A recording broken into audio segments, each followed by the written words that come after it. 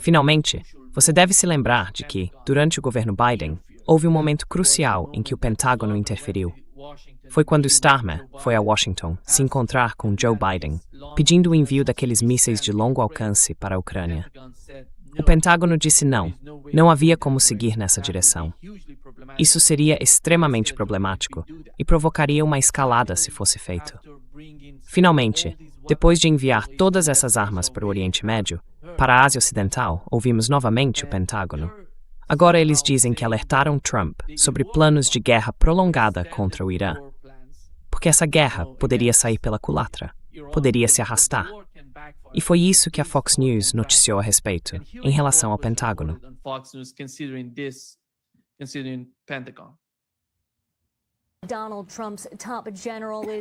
O principal general de Donald Trump está destacando os riscos potenciais de atacar o Irã. O presidente do Estado-Maior Conjunto, general Dan Kane, alertou que isso poderia levar a um conflito prolongado na região.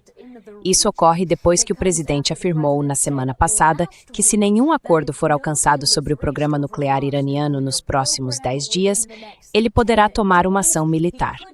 Segundo o relatório do Axios, eles escreveram, abre aspas, enquanto Kane apoiou totalmente a operação na Venezuela, ele tem sido mais cauteloso nas discussões sobre o Irã, disseram duas fontes.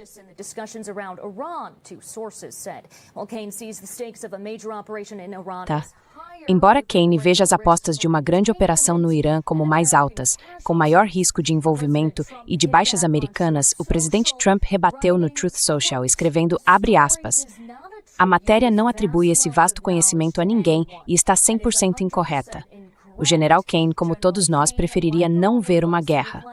Mas se for tomada a decisão de avançar contra o Irã em nível militar, em sua opinião, seria algo facilmente vencido.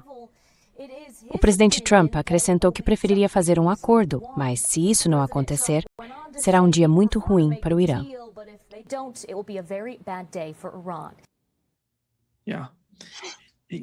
Sim. Qual é a sua avaliação do que está acontecendo, Larry? Você acha que o lado militar do governo, o Pentágono, está conseguindo se comunicar com Donald Trump, ajudando-o a entender o que aconteceria se ele decidisse atacar o Irã?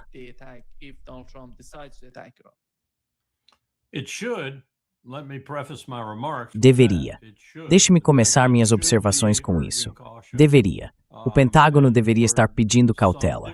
E no caso do Trump, há alguns motivos diferentes que podemos discutir se você quiser, mas não acho que seja o caso. Acho que essa é uma história criada pelo grupo em torno do Trump. Não sei se Kane foi cúmplice nisso ou não, duvido. Mas acho que é uma história que continua tornando o que Trump quer fazer em relação à diplomacia ainda mais problemático. E, com isso, quero dizer que acho que Trump gosta desse caráter problemático da sua diplomacia, porque ele sente que isso lhe dá uma vantagem e coloca seu oponente em desvantagem.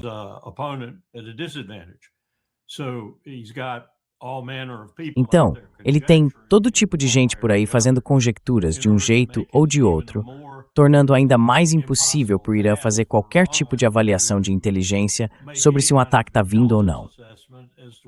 E se você reparou em alguns dos outros comentários dele, tipo, talvez eu simplesmente chegue de surpresa e dê um tapinha neles. E então, se eles voltarem às negociações e cumprirem, eu não dou mais tapinhas. Mas se não cumprirem, aí eu realmente dou um tapão, esse tipo de coisa. Acho que ele acredita que isso faz parte da tática de negociação dele, e algumas das pessoas ao redor dele concordam. Então vamos receber todo tipo de informação até que isso aconteça ou não. E a Fox é o canal para boa parte desse vai e vem, é claro.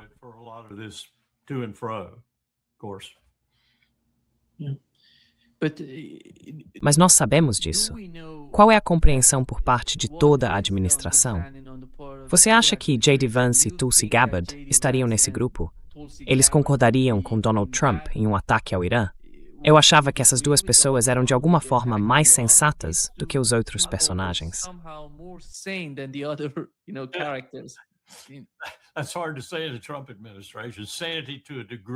É difícil dizer isso na administração Trump. Sanidade até certo ponto.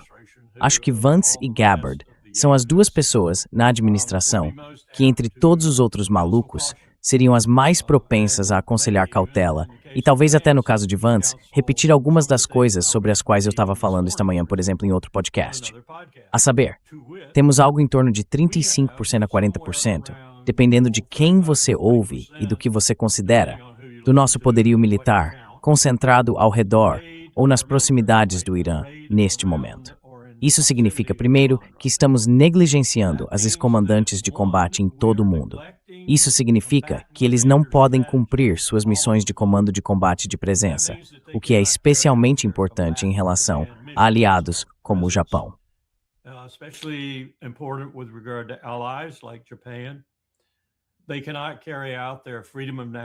Eles não podem realizar suas missões de liberdade de navegação, que são bastante importantes, porque, independentemente do que as pessoas ao redor do mundo pensem sobre liberdade de navegação, é de fato a Marinha dos Estados Unidos que a garante. Às vezes, isso serve aos nossos próprios interesses, é claro, mas o tempo todo garante a liberdade de navegação. Vou dar um exemplo. Quando realizamos um exercício recentemente na China, fizemos algumas atividades relacionadas a pontos de passagem, como o Estreito de Malaca, o Golfo Pérsico e o Estreito de Hormuz e o Bab el-Mandeb no Mar Vermelho. Adivinhe quem participou? Era uma equipe eclética. Prática mundo inteiro estava representado. Grandes potências e interesses econômicos, todos nesse grupo.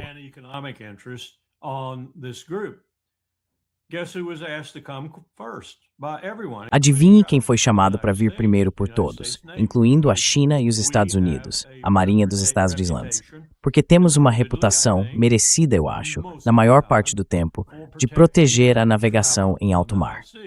Agora, Trump colocou isso em grande risco, com seus ataques em águas internacionais contra os chamados traficantes de drogas e afins. E ele colocou isso em risco por outros motivos também. Mas ainda assim, somos o garantidor da liberdade dos mares. Não conseguimos fazer isso em muitas áreas muito importantes neste momento. E se houvesse um problema, teríamos realmente uma questão significativa. E por fim, estamos realmente com dificuldades em relação ao pessoal.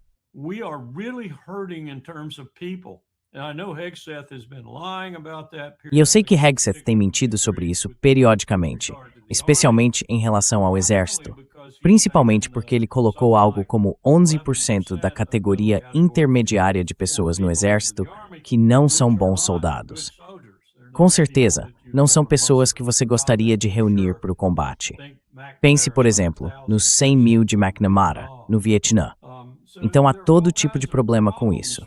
Além do fato de que estamos gastando o dinheiro dos contribuintes, bilhões e bilhões de dólares, com todo esse poder militar distribuído ao redor e nas proximidades do Irã. E a cada dia é mais e mais e mais, o que não parece preocupar Trump, mas tenho certeza de que provavelmente preocupa o Pentágono e provavelmente preocupa o Congresso, aqueles poucos que de vez em quando pensam no orçamento.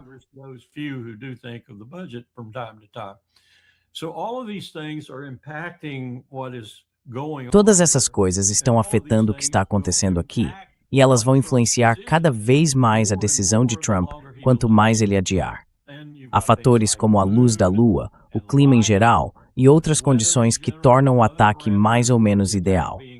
Tivemos problemas reais com isso, por exemplo, com George W. Bush em 2003, porque algumas pessoas na administração diziam, bem, talvez não devêssemos fazer isso agora. E os militares responderam, bem, temos que fazer por causa do calor, não podemos adiar mais.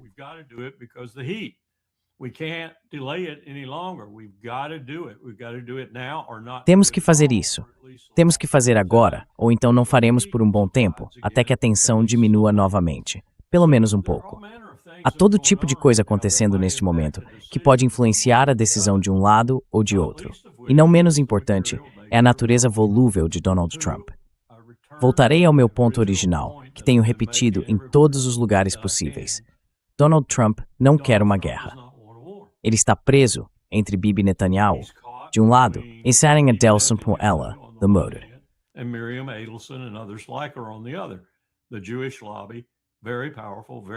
O lobby judaico, muito poderoso, muito rico e absolutamente essencial para sua reeleição, assim como para que os republicanos mantenham as duas casas do Congresso nas eleições de meio de mandato. De um lado, e do outro, ele tem Bibi Netanyahu, cujo grande oponente, por assim dizer, Naftali Bennett, declarou que a Turquia é o próximo inimigo depois do Irã, revelando o jogo sobre a ideia da Grande Israel, o que, tenho certeza, deixou Doha, Abu Dhabi, Riyadh e outros no mundo árabe bastante animados. Então temos todos esses fatores em jogo aqui.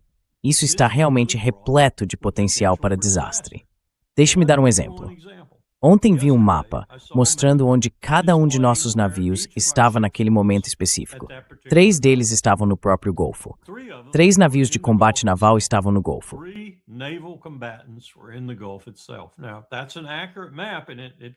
Agora, esse é um mapa preciso e veio do New York Times ou de alguém parecido. É um mapa preciso e eu suspeito que provavelmente seja mesmo. Esses navios estão mortos. Estão mortos.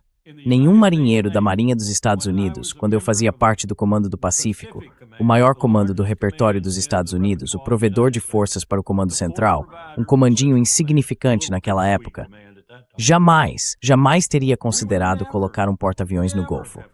Fizemos isso desde então, e na maioria das vezes nem mesmo colocávamos um navio de guerra lá. A água é muito rasa, o raio de curva é muito grande, os mares são muito estreitos, o estreito é apertado. Você morre se entrar no Golfo Pérsico e estiver enfrentando qualquer tipo de inimigo que saiba o que está fazendo. E peço desculpas, o Irã agora sabe muito bem o que está fazendo.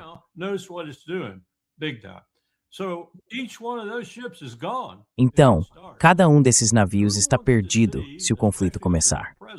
Quem quer ver, especialmente se você é o presidente, na primeira página, acima da dobra, no lado direito do New York Times, USS afundado com toda a tripulação a bordo no Golfo Pérsico, ou onde quer que seja.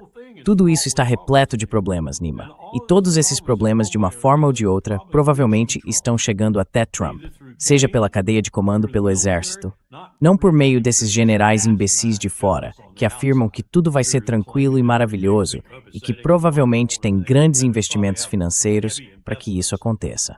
Mas, por meio de conselhos reais, Vance, Gabbard, talvez outros, ele está recebendo diferentes tipos de orientação.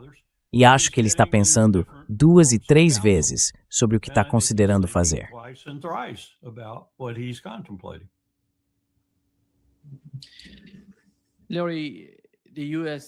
Larry, o porta-aviões norte-americano Gerald Ford, está próximo de Israel, mas está enfrentando um grande problema: o esgoto, os banheiros. Não se trata apenas dos banheiros, mas também dos possíveis problemas de doenças que podem surgir desse tipo de situação nesse ambiente. Você acha que Donald Trump usaria para defender Israel? Ou se ele atacar, usaria para lançar um ataque? Qual é o propósito do Gerald Ford?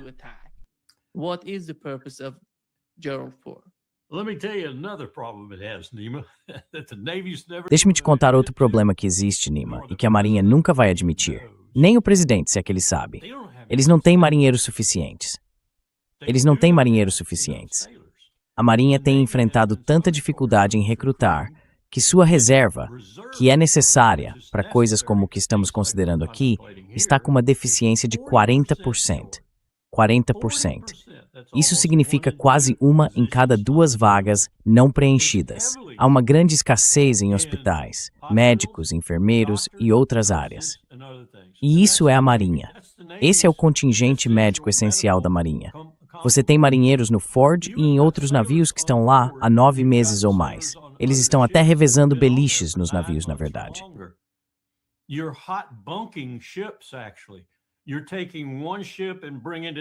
Você pega um navio e o leva para Norfolk, por exemplo, e tira a tripulação por 2 semanas. Eles estiveram a bordo por 9 meses e basicamente os coloca em outro navio para outra missão, com pouquíssimo tempo em terra com suas famílias ou qualquer outra pessoa. Os marinheiros estão ficando exaustos e cansados desse tipo de rotina. Então há problemas assim nesses navios também. Eles não vão ser divulgados na medida em que conseguirem evitar que sejam divulgados. Mas esses problemas existem. Quando Trump, por exemplo, fala em chegar a 330 navios na Marinha dos Estados Unidos, é uma piada. É uma piada até dentro da própria Marinha, porque eles sabem que não conseguiriam tripular todos esses navios.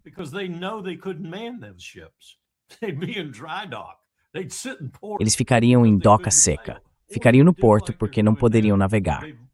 Ou fariam o que estão fazendo agora, revezar essas tripulações. Navegam com o navio, trocam a tripulação, navegam de novo, trocam a tripulação de novo e a tripulação sai depois de 3 anos. Isso é péssimo para o moral. Então, esse é outro aspecto da Venezuela. E agora o Irã, você colocou essas pessoas no mar e as manteve lá por muito tempo e o moral está caindo. Independentemente de quantos almirantes apareçam, como aquele de 3 estrelas, outro dia dizendo: podemos acabar com o Irã em um dia, podemos terminar com o Irã rapidinho. Sabe, essas pessoas são malucas, eles são loucos, não vão fazer isso em um dia, não vão fazer em 3 dias.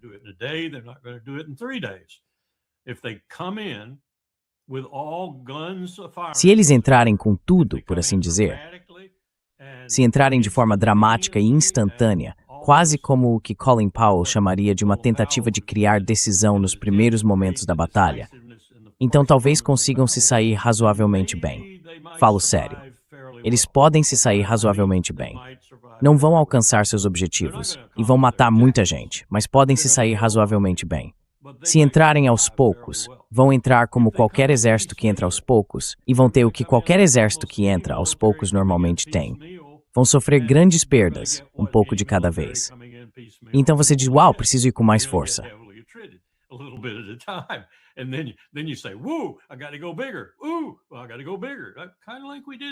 Eu tenho que ir com tudo, meio que como fizemos no Vietnã. Sabe, um pouquinho aqui, isso não funcionou. Um pouquinho ali, ainda não está funcionando. Um pouco mais, agora vamos ver. E então você entra com tudo que tem. Nós nunca fizemos isso no Vietnã. E se tivéssemos feito isso no Vietnã, tirando o uso de armas nucleares, não tenho certeza se teria mudado alguma coisa. Então você entende o que estou dizendo aqui em relação aos princípios básicos de Clausewitz sobre o uso da força militar, sobre os quais Trump não sabe nada. Absolutamente nada. A cabeça dele é vazia quando se trata de estratégia militar, operações militares e táticas militares. Tudo que ele sabe é: nós matamos aquele cara. All he knows is, we killed that guy. Oh, good, you got him. With regard to Ótimo. Você o pegou. Sabe, em relação a Kosovo, o chefe iraniano da Guarda Revolucionária não consigo me lembrar, General Soleimani. Soleimani. Porque eu sou o Soleimani, não é? E era o al-Baghdadi lá na Síria? É isso que ele entende. Um ataque, matamos alguém. Isso é bom, isso é muito bom. Acho que ele não entende nada de operações militares de verdade e, francamente, não temos tido operações militares reais do tipo que o Irã provocaria se fôssemos espertos. Desde, mais ou menos a Coreia. Talvez a Primeira Guerra do Golfo, mas eu nem colocaria a Primeira Guerra do Golfo nisso, porque Saddam Hussein não era muito bom em estratégia, e aquela foi uma guerra bem fácil, na verdade.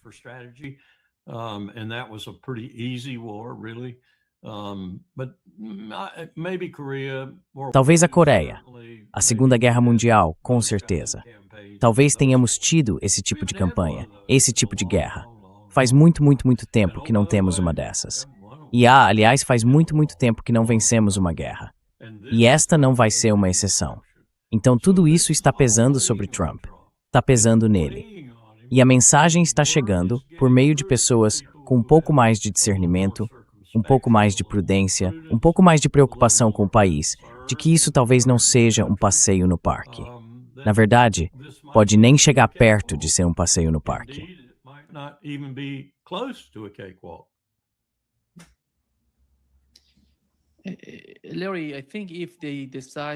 Larry, acho que se eles decidirem atacar, seria, você sabe, um ataque planejado, de modo que o momento inicial fosse de alguma forma uma surpresa para os iranianos.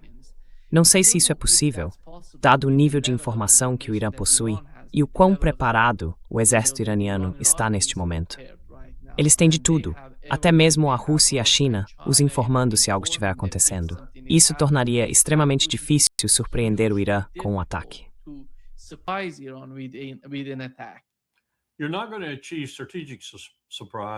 Você não vai conseguir alcançar uma surpresa estratégica de jeito nenhum. Também não vai conseguir uma surpresa operacional. Talvez consiga um certo grau de surpresa tática, porque pode escolher a hora, o momento, a escuridão, a data, sabe, todas essas coisas que vêm junto com isso. Mas a surpresa tática seria apenas momentânea. E se eu fosse o Irã, não acho que eles fariam isso. Talvez você possa me ajudar aqui. Mas se eu fosse o Irã, no momento em que eu sentisse cheiro de pólvora no ar, eu destruiria Israel.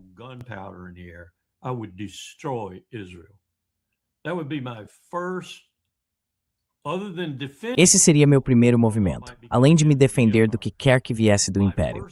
Minha primeira ação ofensiva seria destruir o Israel de Bibi Netanyahu. Simplesmente destruí-lo. E não acho que conseguiríamos impedir isso. Sinceramente, não acho. Para mim, esse seria o supremo ato de genialidade estratégica por parte do Irã. Ignorar todo o resto, apenas levantar a mão e dizer algo como, sim, defenda isso, e então atacar Israel com tudo que tiverem de ofensivo. Não Doha, não Hastanura na Arábia Saudita. Taxmvril, Maximisk Purlin Sobeudo, Sisturil. And destroy it.